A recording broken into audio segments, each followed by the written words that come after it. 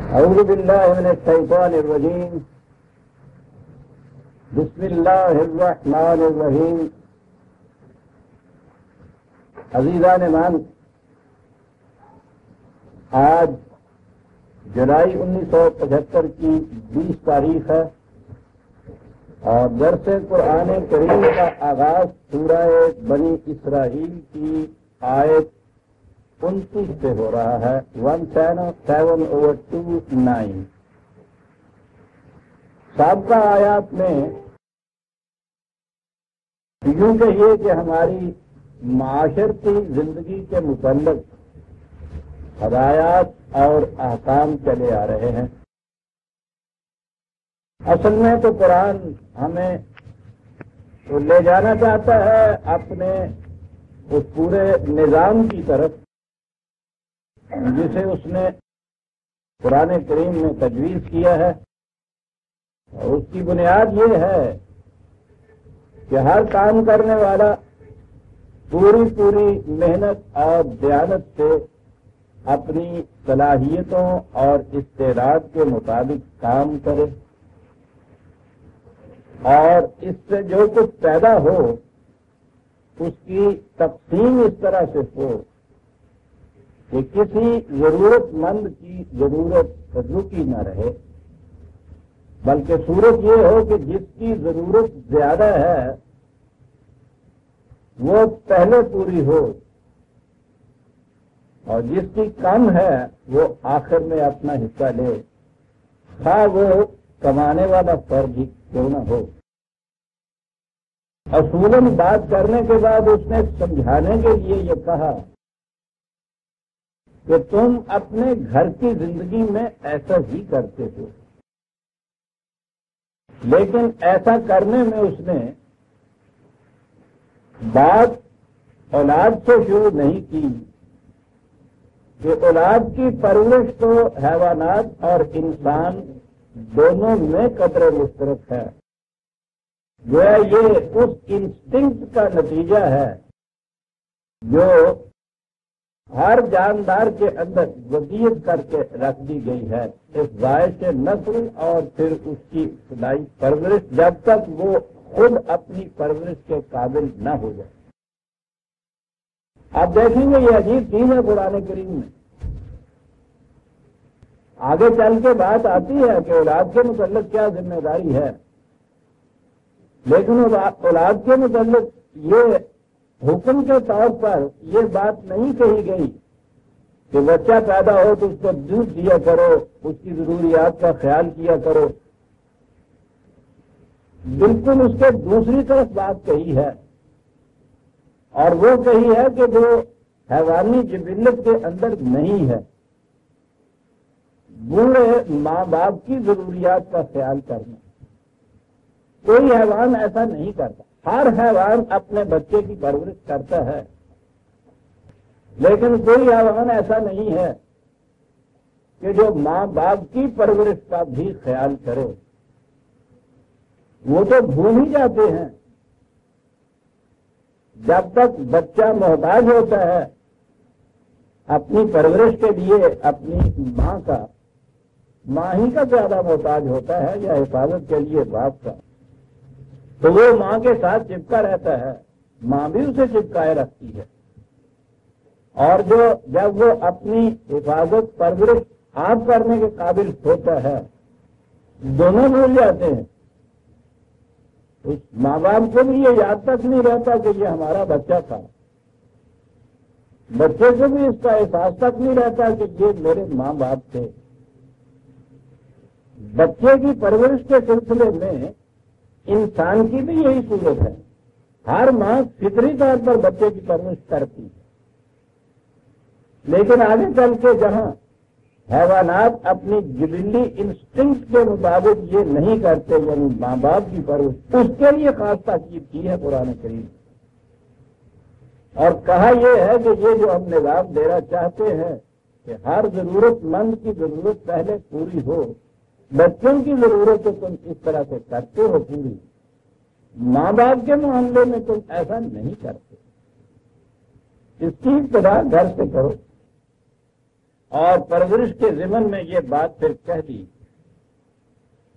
کہ بڑھاپے میں ان کے اعصاب کمزور ہو جاتے ہیں، ان کی عادات کچھ بچپن کی سی ہو جاتی ہیں، اس سے قبیلہ خاطر نہ ہوا کرے، اس سے چڑ نہ جایا کرے، نہ ہی یہ خیال تمہارے دل میں پیدا ہو کہ یہ ایک بوجھ ہے میرے اوپر، ایک بگاڑ ڈال رہا ہوں میں۔ ان کی عزت و تکریم کا خیال رکھو۔ بات تو یہ کی جا رہی ہے محتاج ماں باپ کے سلسلے میں، رہنمائی یہ عالمگیر ہے، کیونکہ آگے یہ بات کہی کہ اور بڑھاؤ سلسلہ، اور تمہارے گرد و پیش جو لوگ ایسے ہوں، اور وہ رشتے دار ہوں یا دوسرے لوگ، لیکن وہ ضرورت مند ہوں اور تم ان کی ضروریات کو پورا کرنے کے قابل ہو، تو ان کی ضروریات کا خیال کرو۔ یاد رکھیے یہ اس زمانے کے عبوری دور کے احکام ہیں جب ابھی وہ معاشی نظام مملکت کی طرف سے نافذ نہیں ہوا۔ وہاں تو اس کی شکل اور ہو جائے گی۔ یہ ہو سکتا ہے کہ اس نظام کے تابع بھی تقسیم کار اس طرح سے کی جائے، اور میں سمجھتا ہوں کہ وہ ایسے ہی ہوگی کہ گھر کو تو ایک یونٹ ضرور رکھا جائے۔ قرآن کریم سے یہ نظر آتا ہے کہ وہ گھروں کو توڑنا نہیں چاہتا، فیملی لائف کو وہ برقرار رکھنا چاہتا ہے، وہ یہ یونٹ بنانا چاہتا ہے، ابتدائی پرورش اور تربیت کا آئندہ آنے والی نسل۔ جیسا کہ میں نے کہا ہے کہ یہ متواتر نسل جو حیوانات میں چلتی ہے اس کی تربیت کی ضرورت نہیں ہوتی، فطرت اب خود ان کی تربیت کرتی ہے جس حد تک اس کی ضرورت ہوتی ہے، اس وحی کے ذریعے سے جو ان میں ہر ایک کے اندر رکھ دی گئی ہے۔ انسانوں کی یہ صورت نہیں ہے، انسانی بچے کی تربیت تعلیم کی ضرورت پڑتی ہے۔ یہ تو آگے چل کے اس کا فریضہ عائد کیا ہے، لیکن یہاں جو کچھ کہا ہے اس میں وہ یہی ہے کہ یہ نظام جو آگے چل کر اپنی شکل میں آئے گا، جہاں تک معاشی ضروریات کا تعلق ہے اس کی ذمہ داری یہ نظام اپنے سر پر دے گا۔ اس کی عملی شکل کیا ہوگی، بسہولت کس طرح سے وہ تکمیل تک پہنچے گی، یہ باہمی مشورے سے طے کی جا سکتی ہے بات۔ لیکن میں یہ کہہ رہا تھا کہ اس میں بھی نظر یہ آتا ہے کہ قرآن یہ خاندان جسے ہم کہتے ہیں، گھر جسے کہا جاتا ہے، ہاؤس نہیں ہوم جسے کہا جاتا ہے، وہ اسے ضرور برقرار رکھنا چاہتا ہے۔ اور اب تو دنیا کے تجربے نے بھی یہ بات بتا دی ہے کہ یہ ہوم والی بات بڑی ضروری ہے آئندہ نسل انسانی کو صحیح راستے پر چلانے کے لیے۔ تربیت کے لیے اولی گہوارہ ہوم ہی بنتا ہے، گھر ہی بنتا ہے۔ یورپ میں گھر کو توڑ کے دیکھ لیا کس قدر بے راہ روی آئندہ نسلوں میں آ کے پھیل گئی، ایسی بے راہ روی کہ اب ان کی کسی قسم کی کوئی تدبیر کارگر ہی نہیں ہو رہی ان نوجوانوں کو کسی قسم کی پابندیوں پر لانے کے لیے۔ وہ اس قدر بے وقت، اس قدر سرکش ہو گئے ہیں، اور اب ان کے ماہرین علم النفس کہتے ہیں کہ یہ کام تو بچے کی 3 سال کی عمر تک کرنے کا تھا، جسے انہوں نے نہیں کیا۔ اب اس کے بعد یہ ہری لکڑی تو خشک ہو گئی ہے، اب یہ سیدھا کرنے سے ٹوٹ تو جائے گی، سیدھی نہیں ہو سکتی۔ تو قرآن اس یونٹ کو برقرار رکھنا چاہتا ہے کہ جسے ہم خاندان یا ہوم کہتے ہیں۔ اور ہم تو مقلد واقع ہوئے ہیں، جتنی دنیا کی یہ بڑی بڑی قومیں جنہیں ہم ترقی یافتہ کہتے ہیں، ڈیولپڈ نیشن، پروگریسو نیشن، وہ ان کی اندھی تقلید کرتے ہیں بغیر سوچے سمجھے۔ انہوں نے اپنے ہاں آؤٹ بریک کیے ہیں، تو اگرچہ ہمارے ہاں ابھی ہم بین ہیں، اسلامی کہیے یا مشرقی کہیے، روایات ابھی تک ہمارے ہاں چلی آ رہی ہیں، لیکن گھروں میں بھی آپ دیکھیں گے کہ ماں باپ یا بڑوں کا اور چھوٹوں کا وہ تعلق باہمی قلبی نہیں رہا جو اس سے پہلے ہوا کرتا تھا. وہ آہستہ آہستہ کچھ مکینیکل سا ہوتا چلا جا رہا ہے. اور اس کا نتیجہ یہ ہے کہ ہماری آنے والی نسل جو ہے اب جو موجودہ نسل آنے والی قوم بننے والی ہے، ان کے ذہنوں کے اندر بھی اسی قسم کے سرکشی کے جذبات اور جراثیم پرورش پا رہے ہیں. ہو سکتا ہے کہ ایک دو نسلوں کے بعد جب اقوام یورپ تجربے کے بعد اس نتیجے پہ پہنچے تو ہم نے جھک ماری غلطی کی جو ہوم لائف کو بریک کر دیا. ہمارے ہاں ہوم لائف بریک ہونی شروع ہو جائے. ہم کرتے ہی ہیں کہ جتنی چیزیں وہاں ناکام رہ جاتی ہیں وہ میرا خیال ہے وہاں سے پیدل چل کے آتی ہیں، اتنا لمبا سفر طے کرتی ہیں، بڑی دیر میں یہاں بات پہنچتی ہے. وہ کنڈیم کر چکے ہوتے ہیں اور ہم اسے معبود ترین عزیز ترین متاع سمجھ کے اپنے گلے لگا لیتے ہیں. اسی لیے ہم ان اقوام کے مقابلے میں دن بدن زیادہ پیچھے ہٹتے چلے جا رہے ہیں. قرآن کریم تو آپ کو مستقل اخبار دیتا ہے، وہ کسی کی تقلید نہیں سکھاتا. بہرحال اس نے قرآن کی تعلیم یہ بتا رہی ہے کہ وہ یہ گھر کا یونٹ قائم رکھنا چاہتا ہے. والدین کو اس کے متعلق یہ بات کہی، وہ یونٹ قائم رکھنے کے لیے ہے نا. اس کے بعد کہا کہ اپنے گیٹ و پیش کو لے.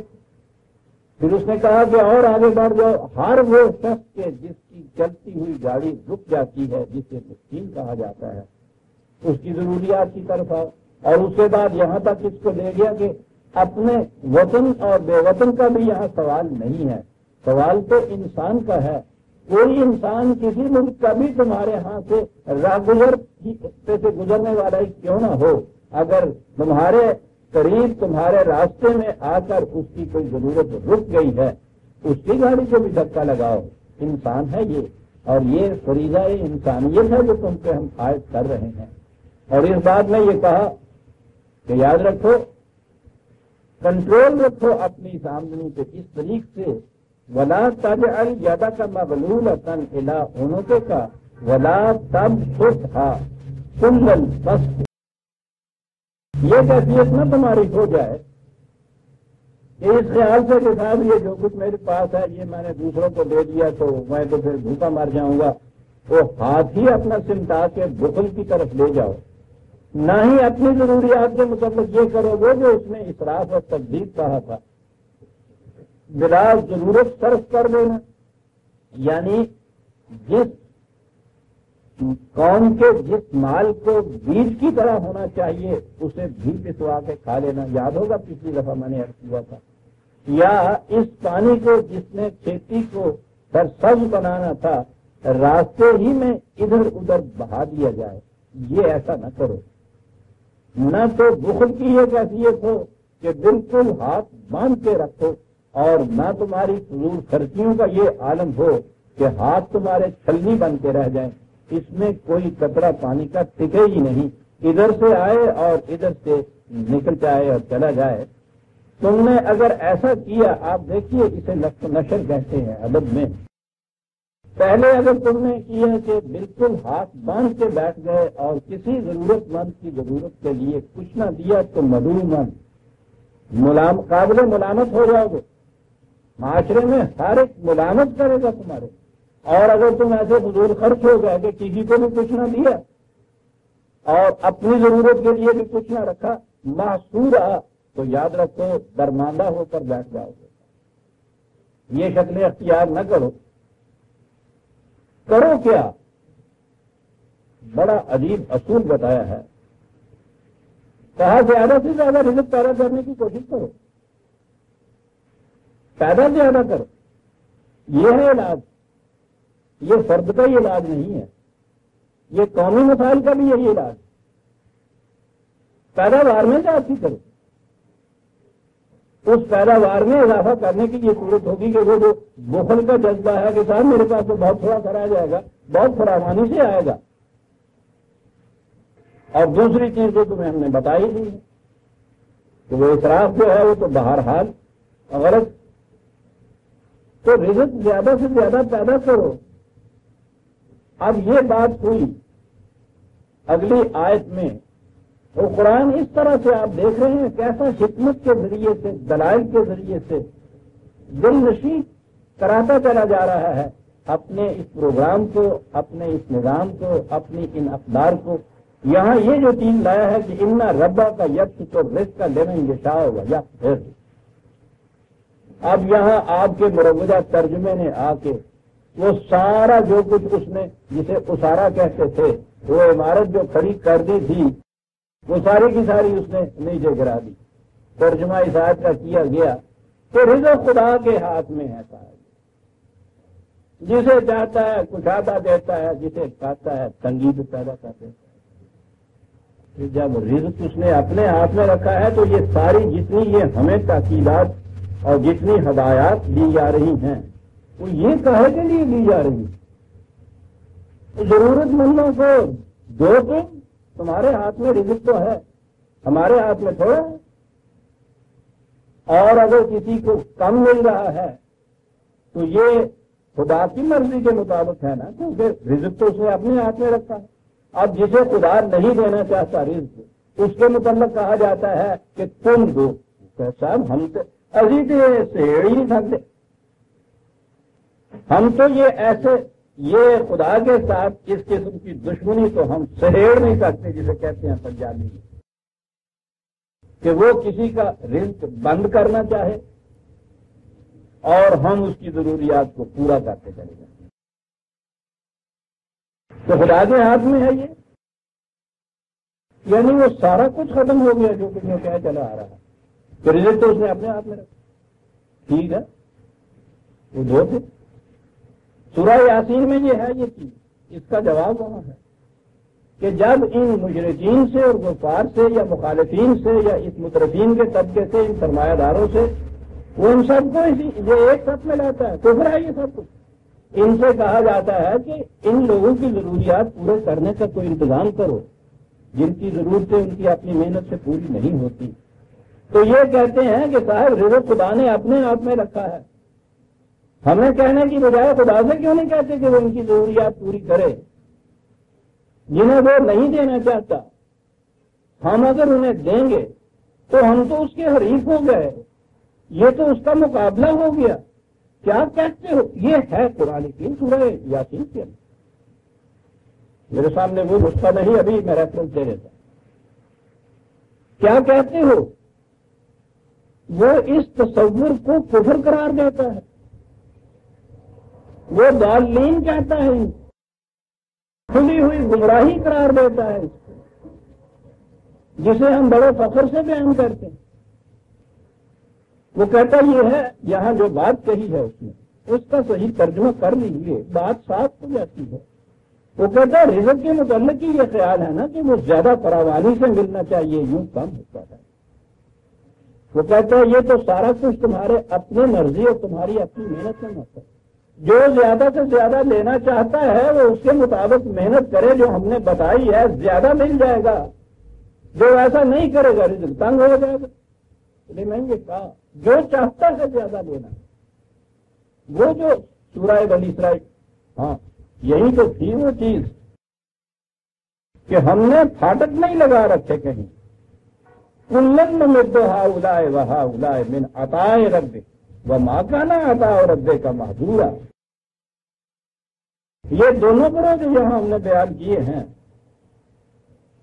وہ جس طرح سے محنت کرتے چلے جائیں گے، ہم ان کی مدد کر کے ان کو آگے بڑھاتے چلے جائیں گے.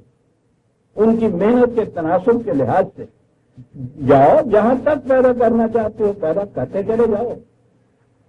یہ سارا کچھ خدا کی طرف سے بطور عطیہ ملا ہے. وسائل و سامان رزق جو ہے وہ عطیے کے طور پر ملا ہوا ہے. اب اس میں سے محنت کے مطابق صرف نکالنا ہے تمہیں، اور اس نکالنے کے ضمن میں ہم نے راستے میں پھاٹک نہیں لگا رکھے کہ تم جہاں تک جا سکتے ہو اور تم جہاں تک جی چاہے آگے بڑھ سکتے ہو. ہم نے ایسا نہیں کیا، ہم نے بند نہیں لگائے ہیں. اس لیے یہ جو تمہارے ذہن میں ہے کہ صاحب تھوڑا رزق ہے، تھوڑی آمدنی ہے، ہمارے اس مقرر کیے ہوئے قانون کے مطابق محنت کرتے چلے جاؤ زیادہ سے زیادہ کماتے چلے جائیں، اور اگر تم اس میں سے کمانا ہی تھوڑا چاہو تو پھر تو وہ تھوڑا رہے گا تمہارے پاس۔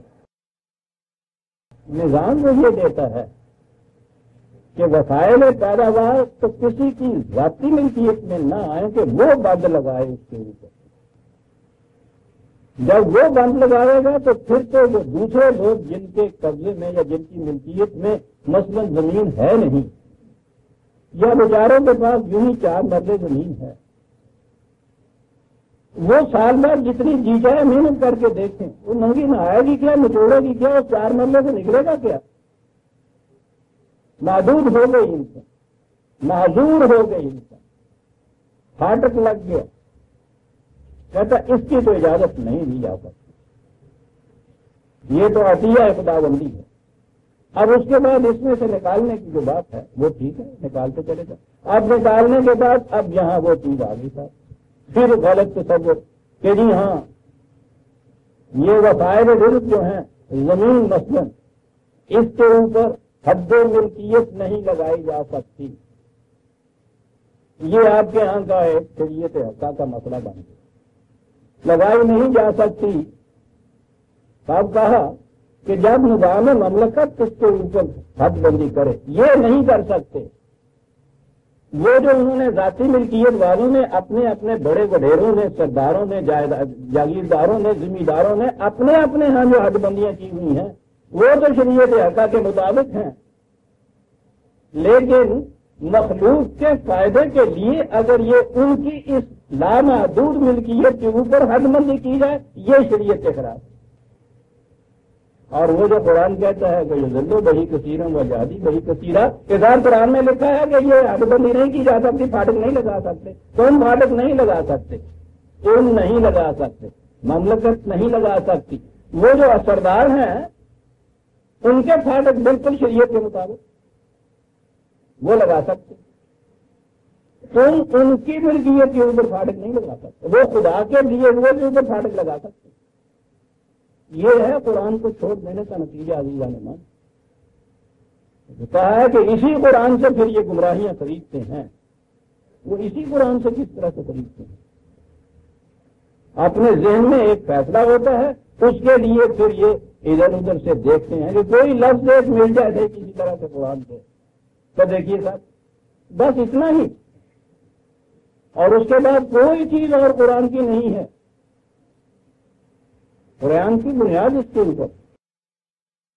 لہذا جب اس نے یہ کہا اور اس کے لیے یہ تو پھر روز آپ صبح شام سنتے کہ رزق تو اللہ تعالیٰ نے اپنے ہاتھ میں رکھا، جنوں چاہتا اور ککھوں لکھ کر دینا، جنوں چاہتا اور لکھوں کف کر دینا، دم مارن کی جا نہیں ہوتے جناب۔ قرآن کہتا ہے کہ یہ عقیدہ جو ہے کھلی ہوئی گمراہی ہے، یعنی یہ کسی فکری دلیل کے روح سے نہیں، قرآن کی نص صحیح کی روح سے وہ کہتا ہے۔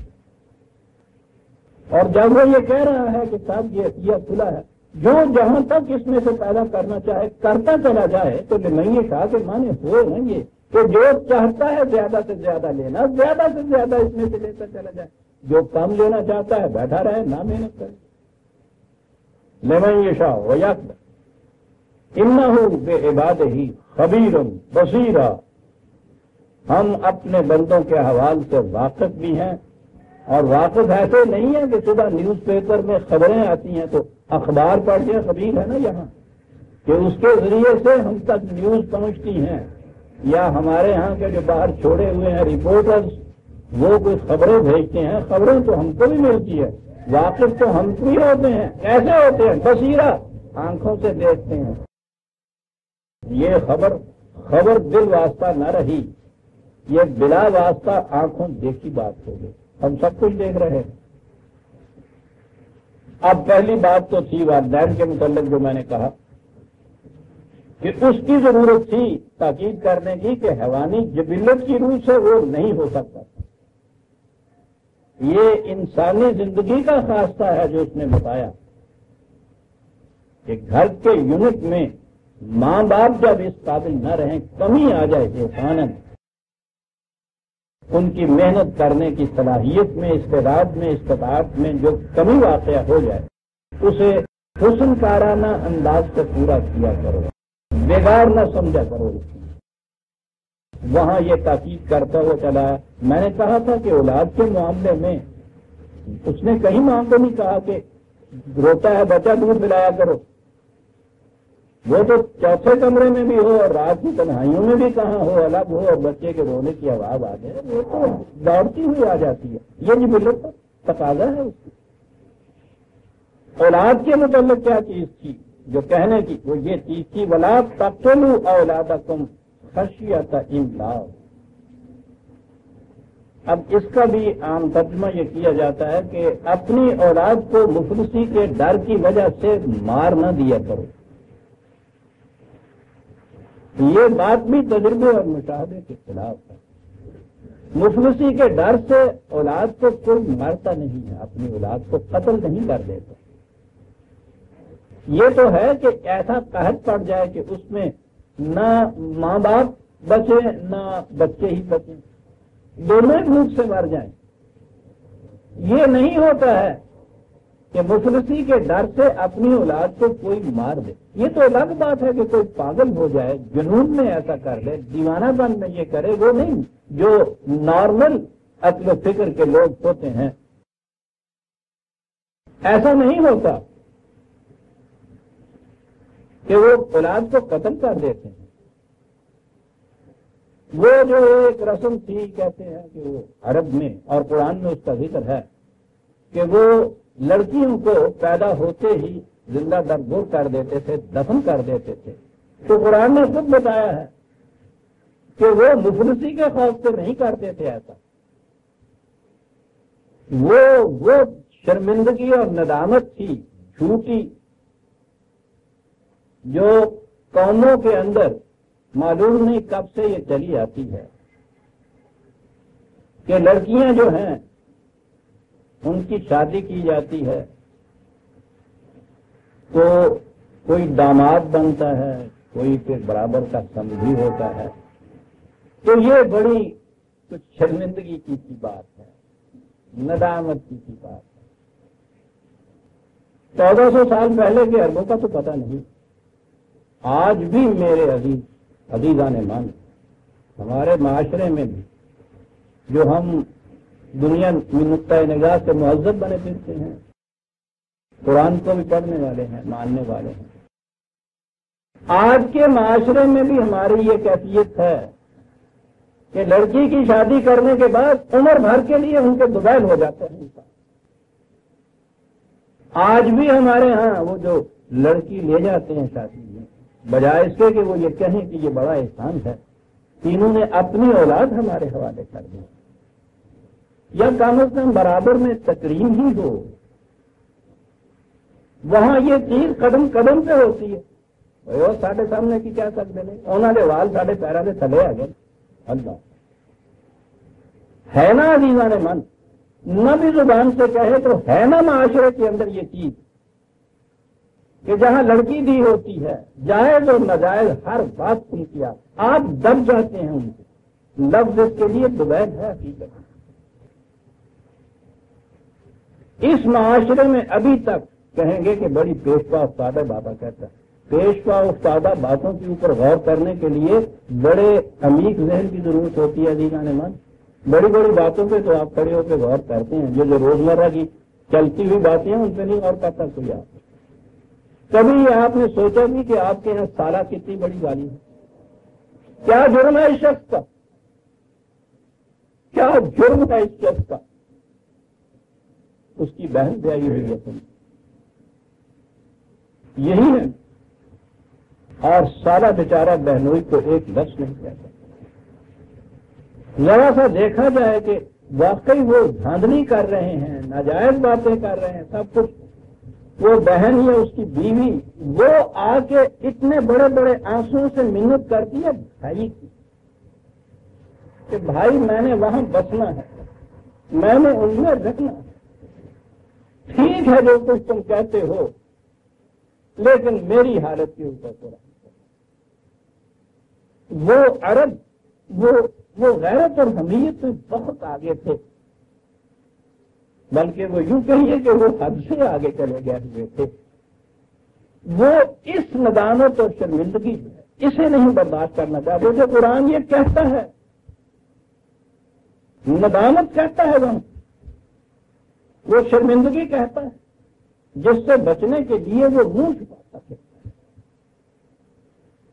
اور یہ لمبی باتیں آپ کے ہاں کا ہوں یا نہ ہوں، یہ تو آج بھی بات ہے نا، گھر میں جب لڑکی پیدا ہو جاتی ہے تو سب کو افسردگی چھا جاتی ہے۔ کچھ دوسری قوموں کا شاید اثر صحیح، پہلی لڑکی کو تو برداشت کر لیا جاتا ہے، اگر اللہ تواتر دوسری بھی آ جائے منحوس تو اسے ضرور پہلے دن کہا جائے، اور اگر یہ سلسلہ 2-3 کا ہو جائے تو وہ جس کے ہاں یہ لڑکیاں پیدا ہو رہی ہیں اس کا اپنا مستقبل خطرے میں پیدا ہو جاتا ہے، اور طلاقیں ملتی ہیں اس چیز کے اوپر، دوسری شادیاں ہوتی ہیں اس معاملے پہ جس میں اس بیچاری کا کوئی دخل نہیں۔ لڑکا اگر پیدا ہوا ہے تو وہ بھی تمہاری کوئی کاریگری نہیں تھی، جو اس فخر سے آج کہہ رہے ہوتا لڑکا پیدا ہوا۔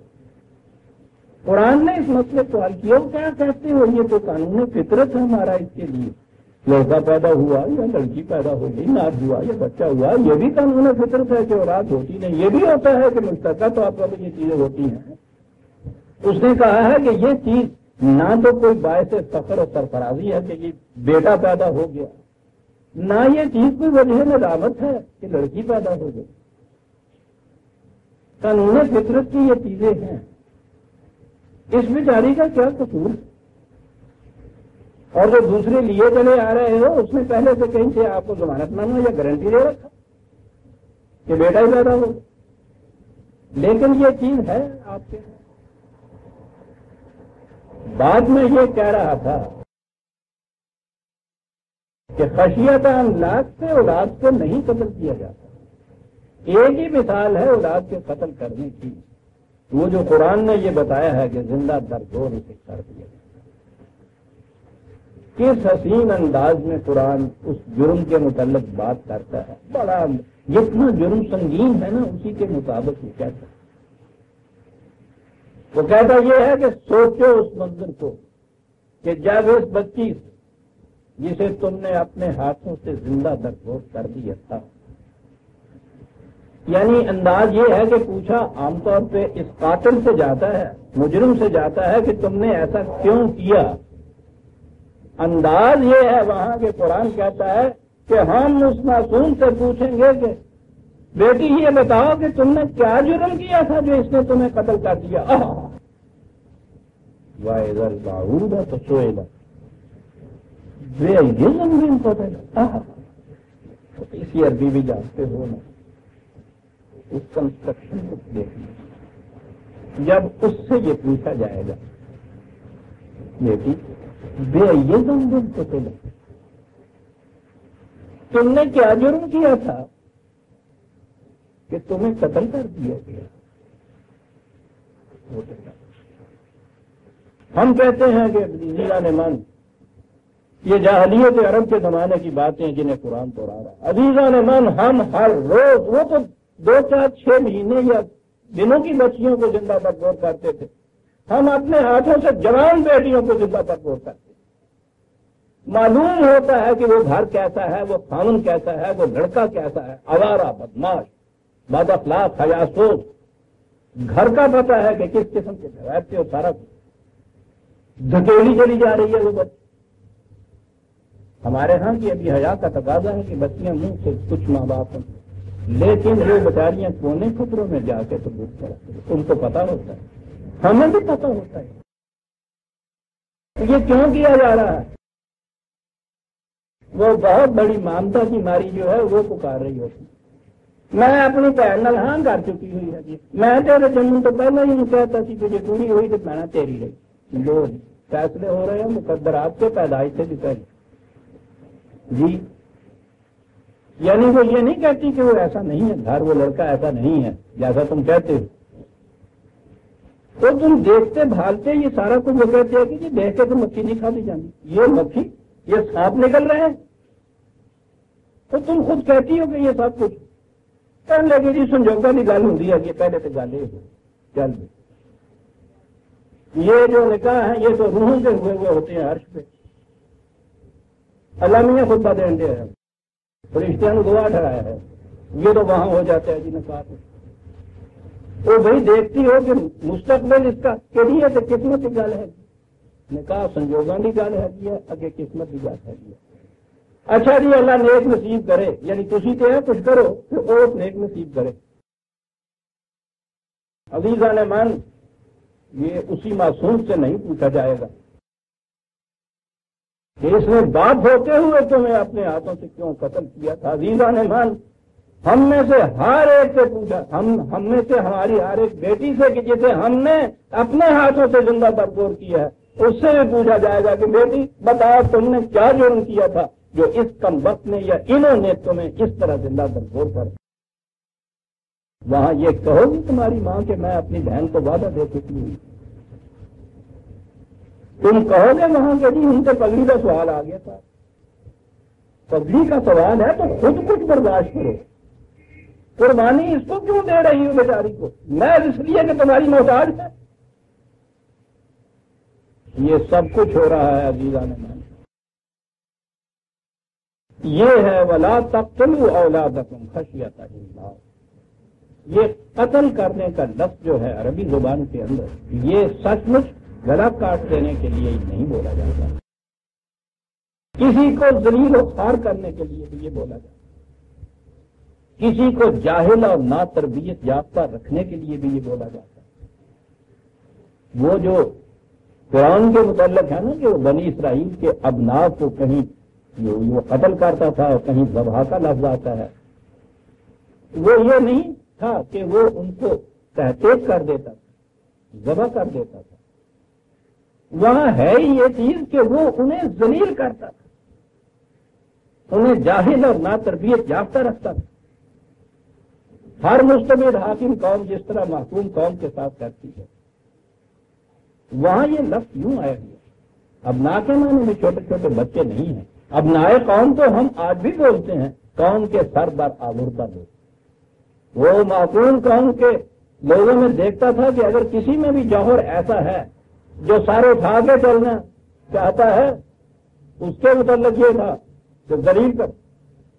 قرآن میں ہے کہ وہ پارٹیاں بناتا تھا, کبھی اس کو کمزور کر دیتا تھا, کبھی اس کو کمزور کر دیتا تھا. یہ مکیاولی سیاست میں آج بھی ایسا ہی ہوتا ہے. میں کہہ یہ رہا تھا کہ قتل کے لفظ کے معنی سچ مچ ذبح کر دینا نہیں, یہاں بھی یہ معنی نہیں ہے, کیونکہ کوئی بھی اولاد کو مفلسی کے ڈر سے قتل نہیں کرتا. اب اولاد کے متعلق جو تعلیم دینی تھی وہ یہ تعلیم دی, یہ چیز مفلسی کے ڈر سے پیسہ بچاؤں کی خاطر, یعنی اگر ہے نہیں کسی کے پاس اور تعلیم کا انتظام نہیں ہے وہ تو مجبوری ہے, لیکن محض اس لیے اولاد کو صحیح تعلیم اور تربیت سے محروم رکھ کے ان کو ذبح کر دینا کہ پیسہ خرچ ہوتا ہے, کہا ایسا نہ کرو. تو ایسا نہ کرو کہنے والے تو سارے ہوتے ہیں, ہر ایک دوسرے کو یہ تلقین کرتا, ہمارے ہاں بھی کرتا. تو منڈے نے اسکول ضرور بھیجا کرے, میاں صاحب کیا کرے گی, تو اس میں پیسے بھی ہوتے جو کچھ کیا جائے تو وہ اللہ مالک ہے, انہیں ضرور اسکول بھیجا کرے. یہاں بھی یہی بات ہوتی تھی کہ بہت اچھا آپ نے یہ کہہ دیا کہ مفلسی کے ڈر سے یہ نہ کرو کہ اولاد کو تعلیم و تربیت سے محروم رکھو, تو ہمارے پاس تو ہوتا نہیں, محنت کرتے ہیں, محنت کے باوجود نہیں ہوتا, تو کیا کیا جائے. یہاں بھی اگر جو جس نے آپ کو یہ تلقین کی تھی, یہ بات کہا تھا کہ بچے کو اسکول بھیجو اور تم کہو کہ میرا سب ہے نہیں, تو وہ اگر یہ کہہ دے کہ کوئی بات نہیں, اس کی تعلیم کا خرچ میں برداشت کر لوں گا, بھیج دو, پھر تو یہ انکار نہیں کرے گا. تو یہ بڑی بات ہے نا. دوسرا یہ کہ یہاں کہا کہ افلاس کے ڈر سے اولاد کو تعلیم و تربیت سے معروم نہ رکھو, کیونکہ پھر کیا کریں, ہے نہیں, تھوڑا ہے. نہ تعلق کو ہوں گا یا کون, ہم ذمہ دار ہیں ان کی روٹی کے لیے, اور تمہارے پاس کم رہ جائے گا نا تمہاری روٹی کے اسی دیوا. یہ وہ آنے والے دور کا نظام ہے. اس عبوری دور کے اندر تو قرآن کریم نے جن کے پاس فاضلہ دولت تھی تو انہوں نے ان سے یہ کہہ دیا کہ تم زیادہ ضرورت نہیں رکھ سکتے. فی اموالہم حق معلوم للسائل والمحروم. ان دولت مندوں کی دولت میں ان سب کے لیے ان کا حق ہے، ایز آف رائٹ لے سکتے ہیں، اور حق کے معلوم ہے، ہر ایک کو علم ہے اس کا. ہم نے اعلان کر رکھا ہے کہ حق ہے ان کا، لے سکتے ہیں یہ تم. اس دور میں تو یہ چیز کہی، اور اسی لیے ان کو بار بار وہ تاکید ہر جگہ کرتا رہتا ہے کہ پورا کرو ان کی ضروریات کو، تم پہ حق ہے ان کا. اور آہستہ آہستہ پھر وہ لیے جاتا ہے اپنے اس نظام کی طرف کہ جہاں پھر یہ افراد سے کہنے کی ضرورت ہی باقی نہیں رہتی.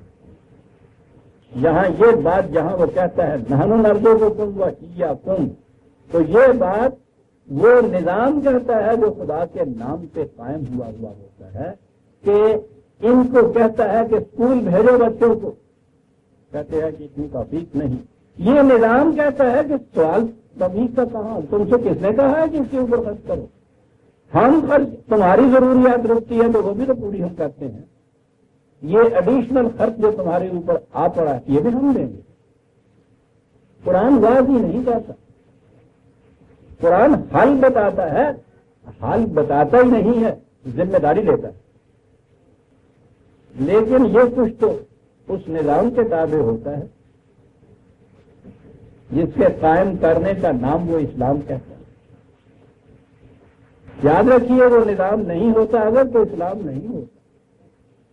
اب جب اسلام نہیں ہوتا تو اس کے اندر ذمہ داری ان کی جو اپنے آپ کو مدعی ہیں اسلام کے یہ ہوتا ہے کہ اس نظام کو قائم کرنے کے لیے یہ جہاد ہے.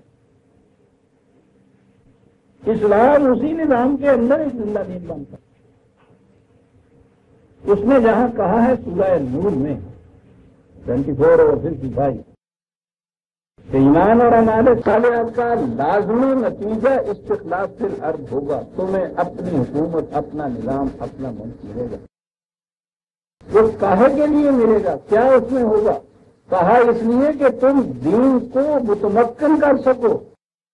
تو دین اسٹیبلش ہی اس وقت ہوتا ہے جب استخلاف فی الارض ملے. اس کے بغیر دین نہیں اسٹیبلش ہوتا. مذہب ہوتا ہے جو ہر حکومت کے اندر، محکومی کے اندر، محتاجی کے اندر بھی قائم رہتا ہے. ٹھیک ہے، پڑھے جاؤ نمازیں، رکھے جاؤ روزے.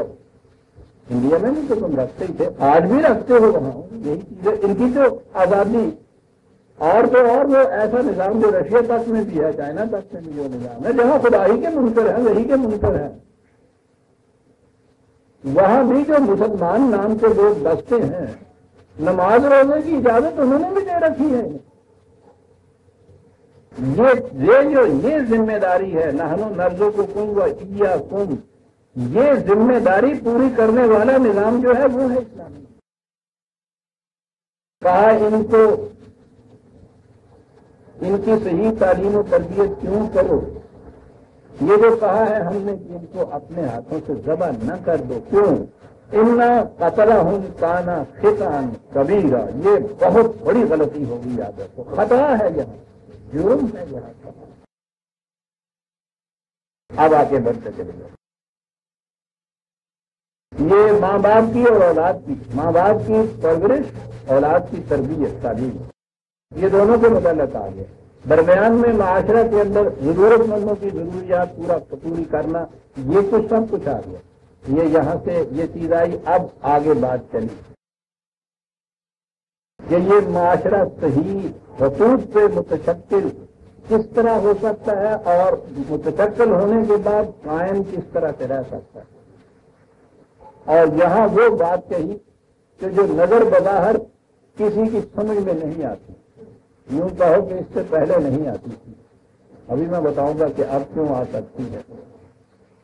معلوم ہے کہ آپ کو کس بنیادوں پہ یہ کہتا ہے؟ وہ کہتا ہے عصمت کی حفاظت کرو. ہاں، بظاہر نظر آتا ہے کہ یہ احکام اس قسم کے دیے جا رہا تھا اور درمیان میں یہ آ گیا وَلَا تَقْرَبُوا الزِّنَا إِنَّهُ كَانَ فَاحِشَةً وَسَاءَ سَبِيلًا. زنا کے وہ ایک حد اور لائن ہے، وہ جو سنا چاہے چکر اس کے قریب مت جاؤ. مبادیات کسے کہتے ہیں؟ وہ محرکات جو جن سے آخر الامر یہاں پہنچ جاتا ہے آدمی، وہاں سے حفاظت کرو اپنی. شور مچ رہا ہوتا ہے کہ صاحب یہ فحاشی عام ہو رہی ہے، نمن بات یاد آ گئی. میں بہت کم دیکھتا ہوں ٹیلی ویژن. رات وہاں دیکھا تو بچوں نے بتایا وہاں تھا آداب خدا گاہی. اس شاعروں کی قوم کو خدا نے ایسی ایسی حسین ترتیبیں پہلے غالب دے گیا تھا، اب یہ خدا اللہ بخشے اقبال دے گیا. ہاں کھل گیا یہ قوم. اس قسم کے عنوانات جو ہے آپ دیکھیں گے کام کرنے کے بعد کیوں چاہیے آداب و خدا گاہی.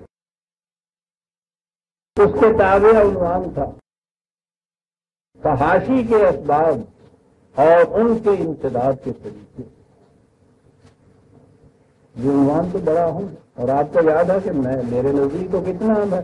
میں کون اور میرے نزدیک کیا، قرآن کے نزدیک کتنا اہم ہے. اور بات اتنی زیادہ پھیلی ہوئی ہے کہ انہوں نے تعاون کو بھی روک لیا ہوا، حیضے کو بھی روک لیا ہوا ہے. ملیریا ایریڈیکیشن کے متعلق بھی محکمے جاری ہیں.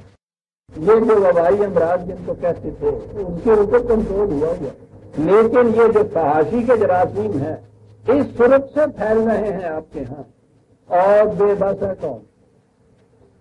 تو جب یہ عنوان سامنے کہیں آ جائے تو یقیناً وہ تو میرے پاؤں پر کٹے گا. وہ تو ویسے تھا دانشوران قوم اور بہی خالان ملت کا ایک جمع وسیع نظر آیا. اس کا چلیے ایک دو نہیں، یہ اتنے چنے ہوئے اسباب جمع ہیں. دیکھیے کیا بتاتے ہیں کہ اسباب کیا ہیں، پھر اس کا ازالہ. یعنی یہ اندازہ لگائیے کتنا جامع اور محیط کل ہے عنوان. میں نے کہا آج تو بات بن گئی. دیکھ لیتے وہ پہلے ہی انہوں نے یہ کہا کہ بھائی وقت تھوڑا ہے اور حصہ لینے والے زیادہ ہیں، اس لیے 3.5 منٹ سے زیادہ تو کوئی شخص بولے گا نہیں. میں نے کہا کیا بات. وہ اس کے اسباب بھی بتائے گا اور پھر تدابیر بھی بتائے گا اس کے روکنے کی. 3.5 منٹ 3 منٹ میں اسباب اور آدھے منٹ میں ازالے کی تدبیر. اور پھر آگے یہ بات تھی کہ صاحب دیکھیے آداب ناطق کو مضبوط رکھیے گا. بھیا کے وقت سب بولنا شروع کرتے ہیں تو بات کچھ نہیں کرتے. تو بات شروع ہوئی ایک بار. انہوں نے کہا کہ صاحب پہلے تو یہ بتانا چاہیے کہ فحاشی کی ڈیفینیشن کیا ہے، یعنی فحاشی کہتے کیسے ہیں. پہلے تو یہ بتائیے. یہ اگلی بات تو پھر آئے گی. پتا تو چلے کہ فحاشی ہوتی کیا ہے. ایک نے بات شروع کی 3.5 منٹ کی گھنٹی لگی. اس نے کہا کہ صاحب بات تو پوری ہونے دیجیے. اس نے کہا کہ جی باقی کی بات ہے تو ڈیفینیشن اس کی جو کٹ کے تو آپ رہ گئے. دوسری نے شروع کر دی ڈیفینیشن. وہ 4 فکرے بولنے نہیں پایا تھا تو 3-4 بولوں. انہوں نے کہنا شروع کر دیا کہ صاحب خاموش خاموش خاموش. انہوں نے نہیں کہنا شروع کیا کہ باقی تھے نا خاموش بیٹھے، انہوں نے کہا خاموش خاموش. سارے بولے بل کر بہرحال خاموش کرایا. میرا خیال ہے تو 15 منٹ کا سارا وقت ہوگا. تیسرا یا چوتھا تھا جس نے ڈیفینیشن شروع کی. تو انہوں نے کہا کہ اب آپ کا شکریہ اور وقت پورا ہو گیا. جی اسباب بھی دریافت کر لیے قوم نے، ازالے کی تدابیر بھی کر دی، اور حسب معمول اس کے بعد وہاں جو خاتمے کے بعد وہ جو کہتے ہیں خاتمہ بالخیر کرنے والی دعا مانگنے والے بھی وہ مانگنے والی آتی ہے عام طور پہ. اس میں وہ جو رٹے ہوئے فکرے ہوتے ہیں کہ آپ نے آج آباد و ختم آبائی کے ماتحت یہ اتنے بڑے اہم موضوع کے اوپر اتنے بڑے دانشوران قوم سے سنا. اگرچہ وقت کی کمی تھی لیکن ہم سمجھتے ہیں کہ انہوں نے اس سمندر کو اس طرح کنزے میں بند کر دیا ہے کہ وہ ٹوٹا ہے لوٹا ہونے تو سارا ہی پانی لگ گیا. اور اس کے بعد انہوں نے کہا دعا کرو کہ الہی عاقبت محمود کرنا لا الہ الا محمد رسول اللہ کرو. مذاق ہو رہا ہے قوم کے ساتھ. میں نے کہا یہ تھا کہ پہلے تو نہیں ہم کہہ سکتے تھے کہ اس مسئلے کا قوموں کے عروج و زوال پہ بھی کوئی کے ساتھ کوئی تعلق ہے.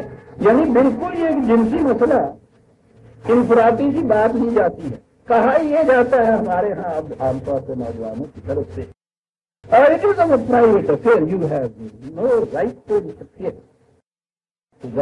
امریکن لہجے میں جب انگلش بولتے ہیں نا، وہ سمجھتے ہیں کہ ہم الٹرا ماڈرن ہو گئے۔ نہ یہ پرائیویٹ مسئلہ ہے، نہ یہ ہے کہ کسی کو انٹرفیئرنس کا حق نہیں۔ آپ کو یاد ہوگا کہ میرا تو یہ موضوع 20 برس سے چلا آ رہا ہے، اور رپیٹ دہراتا چلا جاتا ہوں۔ پچھلی کنونشن میں بھی تو آپ کو یاد ہے میرا خطاب نہیں، جنسی بدنہادی کا قوموں کی موت اور حیات سے اثر، اور وہ قرآن سے تو میں اصول لاتا ہوں۔ تو آپ کو یاد ہے کہ اس کی تائید میں یورپ کے جتنے محقق جو ہیں ان کی تحقیق ہمارے سامنے آ گئی ہے۔ غیر مسلم ہو سکتا ہے کہ وہ ایتھیسٹ ہوں، خدا کو بھی شاید نہ ماننے والے ان میں ہیں، ان کی تحقیق یہ ہے، وہ ارمن کو آپ یاد ہے کسی کتاب میں حوالہ دیا کرنا، تحقیق حقیق وہ نہیں جیسی ہمارے ہاں یوں ہوتی ہے۔ رات تحقیق ہوئی ہے نا اس مسئلے پہ، معلوم ہے کہ وہ لوگ تحقیق کس طرح کیا کرتے ہیں۔ یہ شخص عمر بھر جتنے آپ جن کو اوریجنل ٹرائب کہتے ہیں، اوریجنلی پریمیٹیو ٹرائب، افریقہ میں بسنے والے ویسی قبائل جنہیں ہم کہتے ہیں، آسٹریلیا میں بسنے والے، جنوبی امریکہ کے نیچے بسنے والے، پہلے یہ شخص 80 قبائل کا اس نے ان کے اندر رہ کے مطالعہ، پھر 16 مہذب قوموں کا مطالعہ کی، اس نقطۂ نگاہ سے کہ عصمت کا تعلق قوموں کی موت و حیات سے کیا پڑتا ہے، اور اس کے بعد اس نے یہ کتاب لکھی اور اس نے یہ کہا کہ میرے عمر بھر کے تجربے پر لطور یہ بتا رہا ہے، اور اس نے حقائق دی ہے، آباشمار دی ہے۔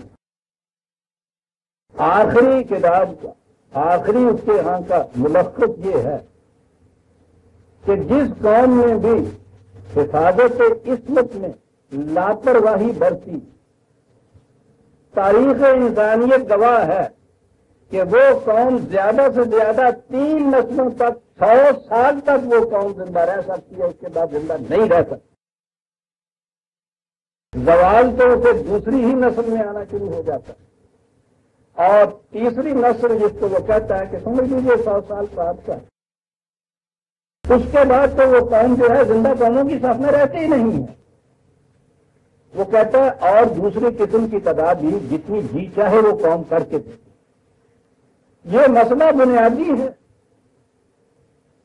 اس نے کہا ہے کہ شروع کی نسل میں پچھلے کا جو دھکا ہوتا ہے مومنٹم، اس کے زور سے تو یہ چل رہی ہوتی ہے، لیکن ان کے قواعد فکریہ جو ہے ان میں اضمحلال شروع ہو جاتا ہے، اور یہ اضمحلال جو ہے یہ ایک کنٹینیوس پروسیس ہے، ایکیومولیٹو افیکٹ۔ یہ نہیں ہے کہ ایک جنریشن یا ایک فرد کا اسی کی ذات یا اسی حصے تک محدود رہا، یہ جتنا اضمحلال آ گیا ہے نا، یہ آگے آ جاتا ہے متواتر اگلی نسل کے اندر۔ یہ ہے اضمحلال ان کے قواعد فکریہ اور عقلیہ اور عملیہ کے اندر، جس سے آہستہ آہستہ یہ قوم روبہ قواد ہوتی ہے اور آخر الامر ختم ہو جاتی ہے۔ آپ کو معلوم ہے کہ قرآن کریم نے جہاں زنا کے متعلق یہ کہا ہے، جہاں جرم قرار دیا ہے، اسے اسم یا تعصیمن کہا ہے۔ اسم کے معنی آسمہ اس اونٹنی کو یہ کہتے تھے جس کے قوا اتنے مزمل ہو جائیں کہ وہ باقی قطار کے ساتھ چلنے کے قابل نہ رہے۔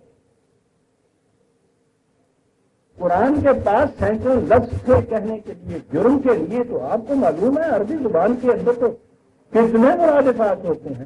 قرآن نے خود جرم کے لیے متعدد الفاظ استعمال کیے ہیں، یہاں اس نے اسم و تفہیم جو ہے یہ لفظ استعمال کیا، جس کے یہ معنی قوا کا اس طرح مطمئن ہو جانا کہ وہ باقی قطار کے ساتھ چلنے کے قابل نہ رہ جائے، پیچھے رہ جائے۔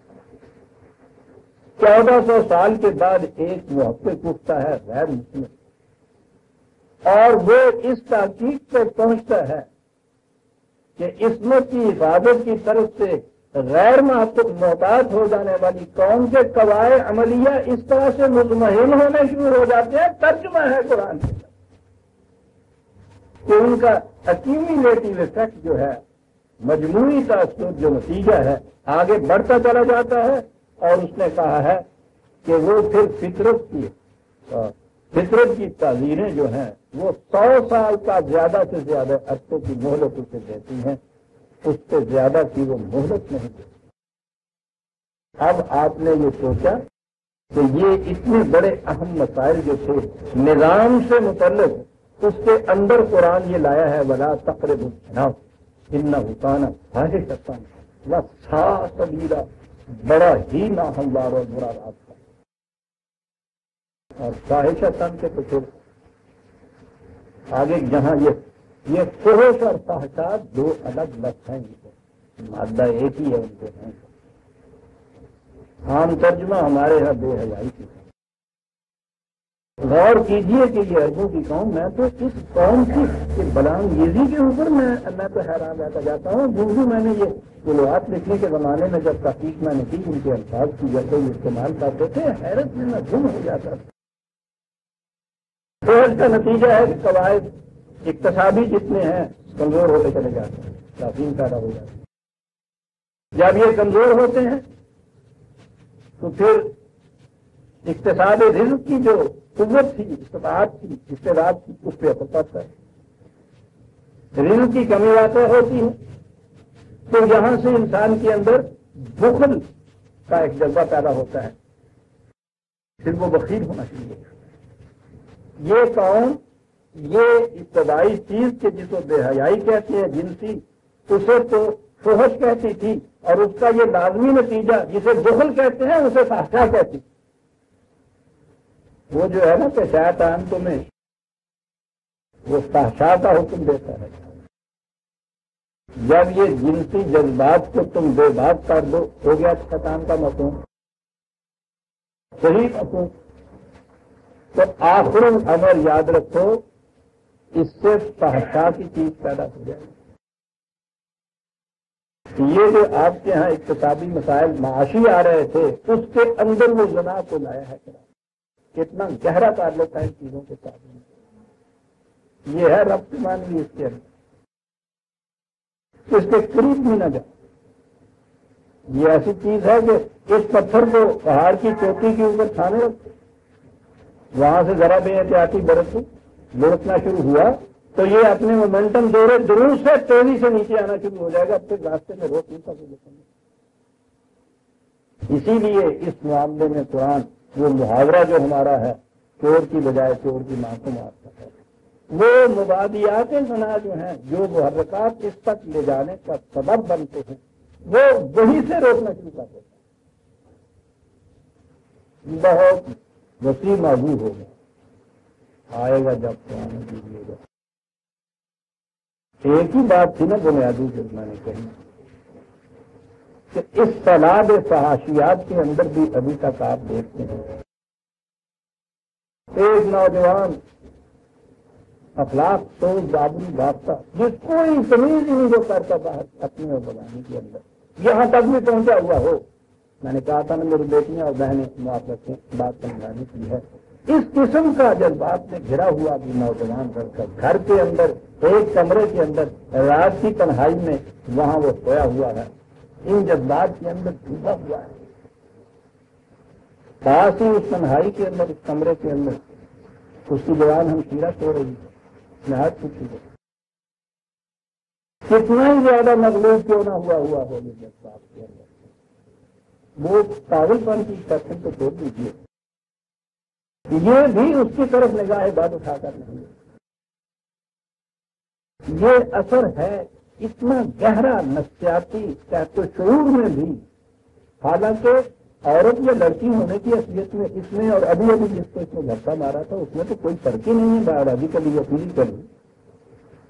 ایک چیز ہے نا جو بچپن سے ذہن میں ڈالی ہوئی ہے کہ یہ حرام ہے، یہ غلط ہے. جس معنی میں بھی قوموں نے کہا ہو، اپنے ہاں تو چھوڑ دیجیے کہ معلومات کی فہرست میں آتی ہے. یورپی اقوام کے اندر بھی ابھی تک یہ چیز ہے، بیٹیاں اور بہنیں اور مائیں یہ ہیں. ہے نا ذہن میں ڈالی ہوئی ایک چیز. اس ایک چیز کا جس نے ذرا عقیدے کی شکل اختیار کر رکھی ہے، یہ اس قدر جاگیر ہوتی ہے، جڑ پکڑ لیتی ہے انسان کے اندر کہ ان جذبات میں اتنا زیادہ مغلوب ہوا نوجوان بھی اس کو بھی وہ تھام کے رکھ لیتی ہے، پکڑ کے رکھتی ہے، ہاتھ آگے نہیں کرتا، ہاتھ تو ایک طرف نہیں، نگاہ اٹھا کے نہیں دیکھتا، خیال تک نہیں آتا. قرآن کیسے روکتا؟ کبھی غور نہیں کیا کسی نے. اس نے جب کہا ہے کہ تمام مومن بھائی ہیں تو تمام مومن عورتیں بہنیں ہیں، بجوز اس ایک لڑکی کے جسے خود خدا نے آگے چل کر کہا کہ اس طریقے سے یہ تمہارے ہاں حلال ہو جائے گی. قرآن کی روح سے تمام معاشرے کی لڑکیاں، تمام معاشرے کی بیٹیاں جتنی بھی ہیں وہ اس شخص کی بہنیں ہو جاتی ہیں. ایمان کی روح سے جو قرآن نے کہا انما المؤمنون اخوۃ، بھائی بھائی مومن مرد ہی نہیں ہوتے. مرد اگر بھائی ہوتے ہیں تو پھر یہ عورتیں کیوں ہوتی ہیں؟ بہنیں ہوتی ہیں، اور کیا اس کے لیے تو انداز زبان کا ہمیشہ یاد رکھیے یہ ہوتا ہے بیان کرنے کا کہ یہ آپ باقی کتابوں میں دیکھیے گا کہ وہ جتنا قانون دیا جاتا ہے وہ میسکولن جینڈر میں دیا جاتا ہے، ٹھیک ہے کہ اس کو پکارا جاتا ہے، اور اوپر دیا ہوا ہوتا ہے کہ masculine gender include feminine gender. لا کی کیفیت یہ ہوتی ہے کہ اس میں یہ انکلوڈ چیز ہوتی ہے. تو یہ جو اس نے کہا ہے مومن سب ایک دوسرے کے بھائی ہیں، تو مومنات بھی تو ہے نا اس کے اندر. یہ مومنات کے ساتھ کیا رشتہ ہوا ان کا؟ وہ رشتہ وہ بتاتا ہے ان کا کہ جس رشتے کے تصور کی بنا پر وہ چیز اس قسم کے بے باک جس کے سر پہ شیطان سوار ہے اسے بھی ادھر نہیں نگاہ اٹھانے دیتا. یہ ایمان کی روح سے جو مسلم یا مومن نوجوان ہیں، دنیا بھر کی لڑکیاں اس کے لیے بہنوں کی حیثیت رکھتی ہیں. ان میں سے قرآن کے حکم کے مطابق جسے وہ اس حرام کو حلال قرار دیتا ہے، ذات ہی تو یاد رکھیے نا کہ یہ مطلب یہ بکرے، یہ مرغیاں، یہ ساری چلتی پھرتی جو ہوتی ہیں ان کی تو حیثیت ایک جاندار کی ہوتی ہے. وہ ذبح کیا جاتا ہے اس طریق سے خدا کے نام کے اوپر تو حلال ہو جاتی ہے، غیر خدا کے نام کے اوپر ذبح کیا جاتا ہے تو حرام ہو جاتی ہے. ان لڑکیوں میں سے یہ جو اس سے پیش کر سب اس کے نزدیک بہنیں ہیں، ان میں سے جس کے متعلق وہ اجازت دیتا ہے کہ حلال کے معنی ہوتے ہیں رسی کھول دینا کہ لوگ یہ ایک لڑکی جو ہے تمہاری اس زمرے میں سے وہ اس کا رسی کھول دی، ہم نے وہاں سے کھول دی. عقد کے معنی ہوتی ہے گرا باندھ دی، وہاں سے باندھ، اب تم باندھ تو دونوں آپس میں ایک گرا، ہم نے ادھر سے جو پہلے گرا دے رہی تھی وہ ہم نے جوڑ دی. کہا کہ لیے عقد اس نے کہا یہ ہے کہ اب تم گرا باندھ رکھتے، جس نے گرا باندھی یہ ہو گئی خدا کی طرف سے حلال کردہ ایک لڑکی جس نے بیوی کہا، اور اس کے علاوہ جو باقی رہ گئی پھر وہ بہنیں. اور تقیدات تو الگ رہی عزیزاں نے مان. اس بنیادی حقیقت کو تو دیکھیں، یہاں تو اس ایمان کے بعد نگاہ بد اٹھا کے دیکھ نہیں سکتا دوسرے کی طرف انسان. بہرحال تفصیل آگے چل کے آتی جائے گی. قرآن نے عصمت کی حفاظت سے بڑا زور دیا ہے. نہ یہ انفرادی اور نجی معاملہ ہے اور نہ ہی یہ ہے کہ کسی کو اس میں حق حاصل نہیں ہے دخل دینے کا. اس کا تو گہرا تعلق فرد کے ساتھ بھی ہے. وہ بھی میں بتاؤں گا کہ یہ جو علماء نفسیات ہیں وہاں تو سب کے اوپر بہت تجربے ہیں. انفرادی طور پر وہ کس نتیجے میں پہنچے ہیں کہ کس قدر سائیکولوجیکل کمپلیکسز پیدا ہوتی ہیں اگر اس کی طرف سے بے باک ہو جائے انسان کو. اور اجتماعی طور پہ تو میں نے عرض کیا ہے کہ وہ اس نتیجے پہ پہنچے کہ یہ قومیں زیادہ سے زیادہ 100 سال تک وہ کہتا ہے فطرت ان کو زندگی دیتی ہے، اس سے زیادہ مہلت نہیں دیتی. اور اس کے بعد پھر اس نے یہ کہا حفاظت عصمت پہلے آئی اور پھر حفاظت جان کا سوال آ. ولا تقتلوا النفس التي حرم الله الا بالحق. تب ترجمہ تو وہ ہے کہ کوئی ہر وہ جان کے جسے خدا نے جس کا قتل کرنا خدا نے حرام قرار دیا ہے اسے قتل نہ کرو. یہاں قتل کے معنی ہے ڈیتھ سینٹنس، مار دینا، قتل کر دینا جس کو ہم کہتے ہیں. لیکن یہ حکم ایسا نہیں دیا کہ آپ کسی کو قتل نہ کرو. اہنسا کا سوال نہیں ہے. الا بالحق، وجود اس کے کہ حق کا یہ تقاضا ہو جائے کہ کسی کی جان تلف کر دے. یہ ہے اس کی اجازت.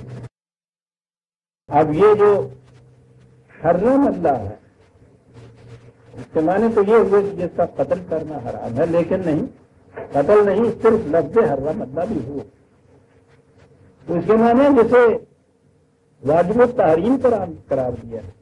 حرمت کا لفظ تو یہیں سے ہے، احترام یہیں سے ہے. یہ مسجد الحرام کہتے ہیں نا کعبے کو. یہ بھی کبھی آگے چل کے بتاؤں گا کہ یہ جسے ہم حرام کہتے ہیں یا قرآن نے جن چیزوں کو حرام قرار دیا ہے، اس لفظ کا تعلق اس بات میم سے کیا ہے. احترام بھی وہیں سے اور حرام بھی وہیں سے. حرام اللہ کے معنی یہ انسانی جان کو اس نے واجب احترام قرار دیا ہے. جسے واجب احترام قرار دیا ہے پہلے تو یہ کہا کہ اسے ذلیل مت کرو، اور پھر یہ بات کہی کہ اس کو ضائع مت کرو.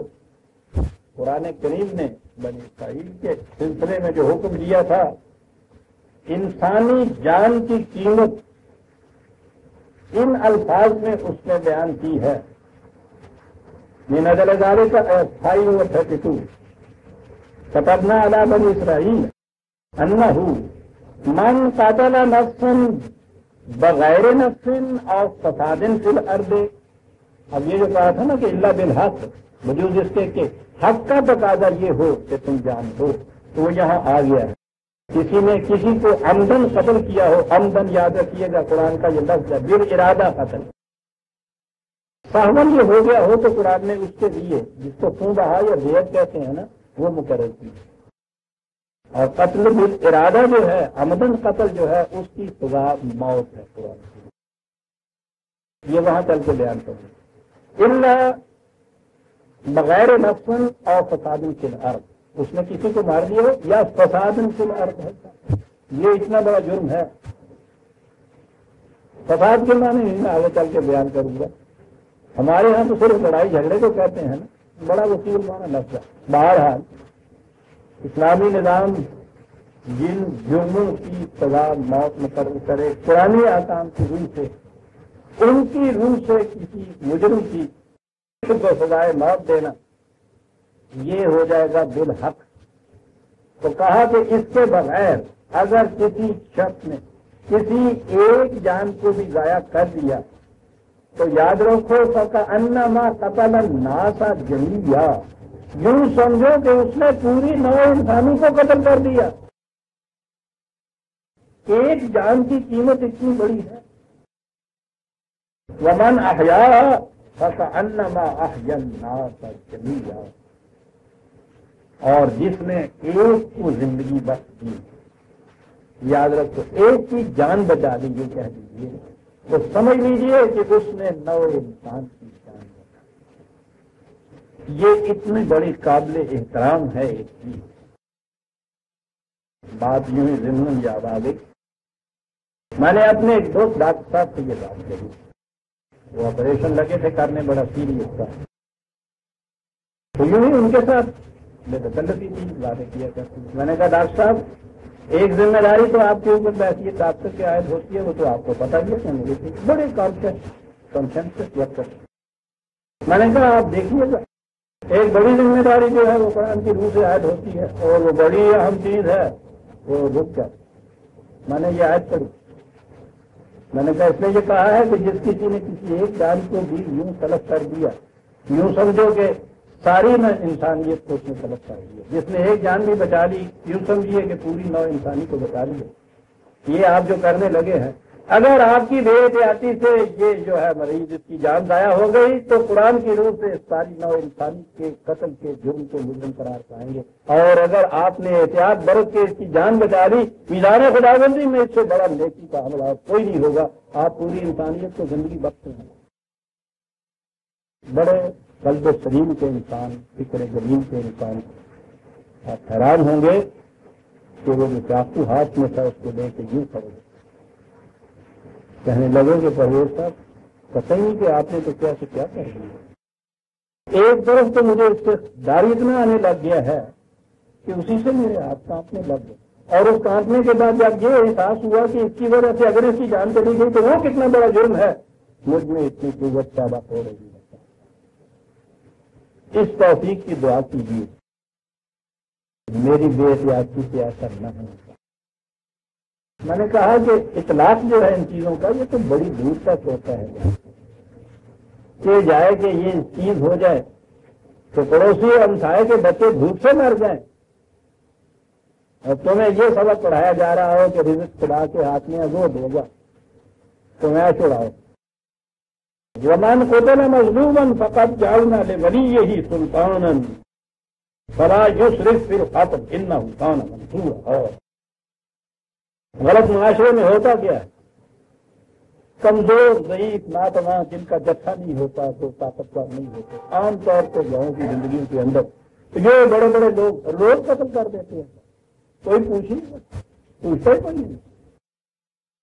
کبھی تحقیق کی نوبت آتی ہے تو معلوم ہوتا ہے کہ ساتھ قتل کر کے بس قتل کانوں کان خبر نہیں ہوتی، جس کا جتھا مضبوط ان کی تو یہ تحقیق ہوتی۔ ناحق چڑھائی کر کے دوسرے ملک کے اوپر لاکھوں کا قتل کر دینا یہ تو ایک بات رہی، انفرادی طور پہ یہ ہوتا ہے۔ غریب اور کمزور آدمی اس کی سنوائی کہیں نہیں ہے، وہ روز سے تاریخیں آتی ہیں کہ صاحب وہ تھانے والے وہ ایف آئی آر ہی نہیں لکھتے، پکارتے ہیں کوئی آتا ہی ڈالتے ہیں ان سے۔ کہا کہ یہ چیز ہمارے نظام ہمارے معاشرے میں یہ بات نہیں ہوگی۔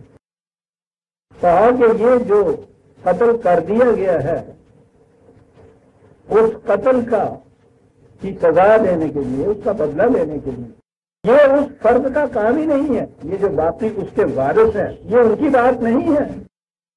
جعلنا لولیہ ہی سلطان، ہم نے مقرر کیے ہیں وہ لوگ کہ جو اس کی طرف سے قوت اور غلبہ رکھتے ہیں یہ لیں گے بدلہ، ہمارا نظام مسئلہ۔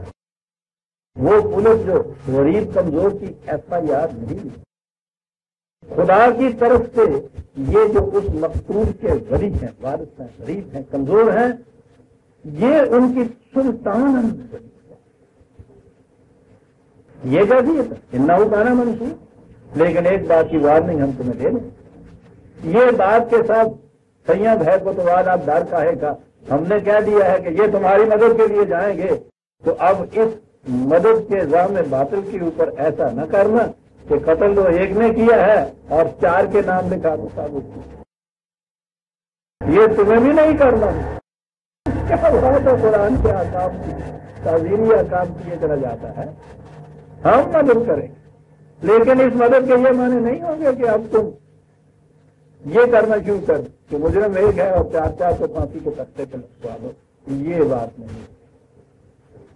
یہ قتل نفس یہاں آ گیا، اب آگے پھر حفاظت آتی ہے ان یتیموں کی جو لاوارث رہ جاتے ہیں اس قتل کے بعد۔ یاد رکھیے ایک بات، قانون سوال کے تعزیرات میں یہ میں بتا دوں، ہماری تعزیرات میں، دنیا بھر کی تعزیرات میں آپ کے یہاں چوری ہو جاتی ہے، ٹھیک ہے، پولیس اس کے متعلق چیز کرنا شروع کر دیتی ہے، یا آپ کو کوئی شخص کچھ ایسا مارتا ہے، تان ٹوٹ جاتی ہے، ٹھنڈا ہو جاتا ہے، چوری ہو جاتی ہے، مال فرض پر برآمد نہیں ہوتا، اسے 6 مہینے کی قید ہو جاتی۔ وہ جو آپ کی چوری ہوئی ہے وہ آپ کا نقصان تو کوئی پورا نہیں ہو رہا، یعنی اس کو تو اس کے جرم کی کہیں سزا ملی، یہ جو آپ کو سزا ملی تھی اس چور کی چوری کی وجہ سے کہ گھر کا سب کچھ اٹھ گیا تھا، وہ تو بحال ہے۔ قرآن کی تعزیرات یہ ہے کہ معاشرے میں جرم کی بنا پر کسی کا کوئی نقصان جو ہوا ہے یہ آپس میں مدعی مدعا علیہ ہے ہی نہیں. مدعی تو ہر حال میں یہ نظام ہے، یہ حکومت ہے، وہ جانے اور مدعا علیہ جانے. اس حکومت کا فریضہ ہے کہ اس کا نقصان تو پہلے پورا کرے. اور وہ کہتا ہے اس لیے کہ اس نے اگر یہ چور نے چوری کر کے یہ اس کو نقصان پہنچایا ہے، یہ حکومت بھی تو ذمہ دار ہے کہ اس نے انتظام کیوں نہیں کیا تھا کہ چوری ہو رہا اس کے گھر. کیا یہ ممکن ہے ہر فرد کے لیے کہ وہ اپنی ہر چیز کو ذاتی طور پہ محفوظ کرے؟ ناممکن ہے. ذاتی طور پہ حفاظت ہو سکتی، حکومت کے انسٹیٹیوشن کی ادارے کی ضرورت نہ پڑتی. وہ تو ضرورت اس لیے پڑی تھی کہ ذاتی طور پر اس کی حفاظت نہیں ہو سکتی. اگر اس چوری میں اس کی اپنی بے احتیاطی کا کوئی دخل نہیں ہے اور یہ اس لیے ہوا ہے کہ حکومت کی طرف سے اس کا انتظام پورا نہیں ہو سکتا، تو اس کی جو تلافی ہوئی ہے وہ تو پوری کرنی ہوگی. اب یہ جو جرم حکومت کا کیا ہے وہ تو اس کو حکومت کا جرم قرار دیتا ہے، یہ اس کی سزا دے. انصاف کا یہی تقاضا ہے، اس کا نقصان پورا ہو، اس کو جرم کی سزا ملے. حکومت ایسا انتظام کرے. اور بہرحال حکومت کا انتظام بھی تو یہ نہیں کہ وہ جو 4 آدمی اوپر بیٹھے ہیں ان میں اتنی قوت ہوتی ہے کہ وہ ہر جگہ انتظام کرتے پھرے. تعاون تو کرنا ہوگا نا انہیں، جسے آپ عوام یا پبلک یا ملک کے باشندے کہتے ہیں. یہ سب کے تعاون سے مل کے ایک نظام بنتا ہے. وہ تقسیم کار ہے جس کی روح سے کچھ لوگوں کے ذمے یہ لگتا ہے، کچھ لوگوں کے ذمے وہ بات ہوتی ہے. تعاون ہر ایک کا اس میں ہوتا ہے. یہ ہے بنیاد اس نظام کی. ربنا تقبل منا انک انت السمیع العلیم. ہم سورہ بنی اسرائیل کی آیت 33 تک پہنچ گئے. 34ویں آیت سے ہم یہ پڑھ لیں گے.